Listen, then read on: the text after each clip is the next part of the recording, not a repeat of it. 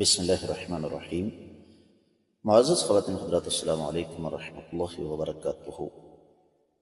کیا ہر عطر یا ہر خوشبو جنت سے آئی ہے؟ یہ ہے آج کی ہماری حدیث مبارکہ کا موضوع۔ مشکات المصابیح کتاب البیوع باب ہے منقولہ عطیات کا 3048ویں حدیث کتاب میں ہے، جبکہ 15ویں باب میں۔ الفاظ سماعت فرمائیے گا۔ وعن ابی عثمان النہدی قال قال رسول اللہ صلی اللہ علیہ وسلم اذا اعطی احدکم الریحان فلا يرده فانه خرج من الجنة رواہ الترمذی مرسلا۔ معزز خواتین و حضرات، سب سے پہلے میں آپ کی خدمت میں عرض کر دوں کہ یہ روایت سند کے اعتبار سے مرسل ہے، اللہ کے رسول صلی اللہ علیہ وسلم سے ثابت نہیں، اس لیے کہ اس کے راوی عبد الرحمن النہدی ابو عثمان یہ تابعی ہیں، بلکہ تابعی سے بھی شاید نیچے ہوں۔ انہوں نے آقا علیہ الصلوۃ والسلام کو دیکھا بھی نہیں، نہ ہی آقا علیہ الصلوۃ والسلام سے کوئی حدیث سنی ہے۔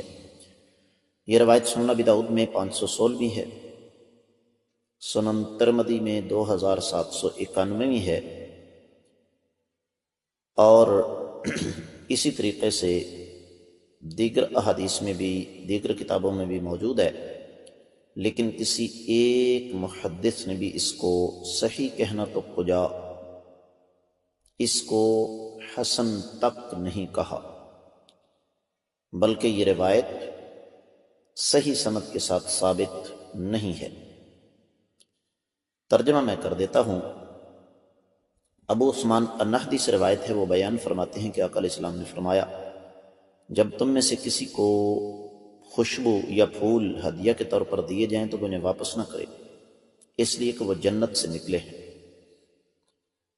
تو جیسے میں نے آپ کی خدمت میں عرض کیا کہ یہ روایت سند کے اعتبار سے ٹھیک نہیں ہے، اور اس میں ابو عثمان نہدی جو کہ تابعی ہیں، انہوں نے آقا علیہ الصلوۃ والسلام سے براہ راست روایت کیا، اور پھر اس میں ایک اور ہستی مقدسہ ہے، اس میں ایک اور راوی پر بھی جرح ہے جس کا نام حنان الاسدی ہے،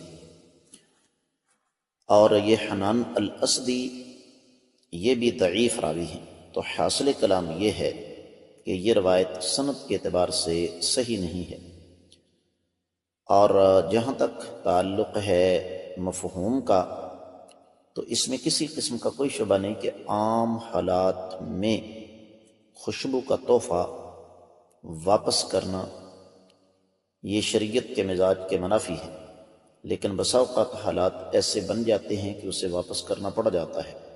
اس کی وجہ یہ ہے کہ خوشبو ہر آدمی کی اپنی پسند کی ہوتی ہے، اور جب روایتی سند کے اعتبار سے صحیح نہیں تو اس پر مزید تبصرہ کرنا میرے خیال میں اس کی ضرورت نہیں ہے۔ میں امید کرتا ہوں کہ یہ حدیث کبھی آپ کے سامنے آ گئی تو آپ اس پر وہی بات کریں گے جو میں نے آپ کی خدمت میں عرض کی۔ ان اسباق کو صدقہ جاریہ سمجھ کر شیئر کریں، آگے لائک کریں، کامنٹ سیکشن میں آ کر اپنے قیمتی خیالات کا اظہار ضرور فرمائیں۔ میں آپ کی طرف سے رابطے کا منتظر رہوں گا۔ آج کے سبق سے اجازت دیجیے۔ السلام علیکم ورحمۃ اللہ وبرکاتہ۔